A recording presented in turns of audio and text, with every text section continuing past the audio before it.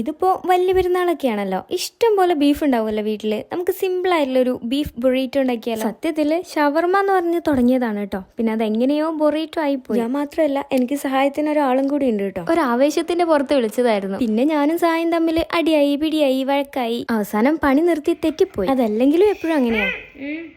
സഹായി പോയ സങ്കടത്തില് ഞാൻ എന്റെ ബാക്കിയുള്ള പരിപാടികളൊക്കെ നോക്കട്ടെ. ഇതിപ്പോ ഫില്ലിങ്സ് എന്ത് വേണമെന്നുള്ളത് നമ്മുടെ ഇഷ്ടം. ഞാൻ ബീഫ് ഒന്ന് റെഡിയാക്കി എടുക്കുന്നുണ്ട്. പാനിലേക്ക് ഇട്ട സമയത്താണ് ബീഫ് കുറച്ച് വലുപ്പ കൂടുതലുള്ളതായിട്ട് ശ്രദ്ധിച്ചത്. പിന്നെ മൊത്തത്തിൽ അങ്ങ് കട്ട് ചെയ്ത് ചെറുതാക്കി എടുത്തു. അങ്ങനെ നമ്മുടെ ബീഫ് റെഡി ആയിട്ടുണ്ട്. ഇനി അടുത്ത ഫില്ലിങ്ങിന് വേണ്ടത് നോക്കാം.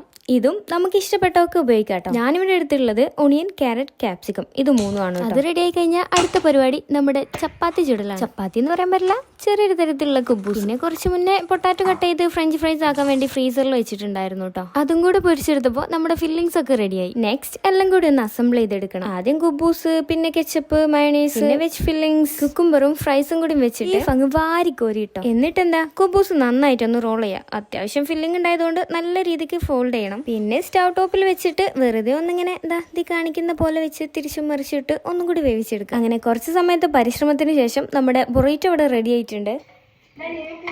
വീട്ടിൽ അത്യാവശ്യം ബീഫ് ഉണ്ടാവുമല്ലോ, ചുമ്മാ ഒന്ന് ഉണ്ടാക്കി നോക്ക്. നല്ല ടേസ്റ്റ് ഉണ്ട്, എന്തായാലും ഇഷ്ടപ്പെടും. അപ്പൊ ശരി, ബൈ.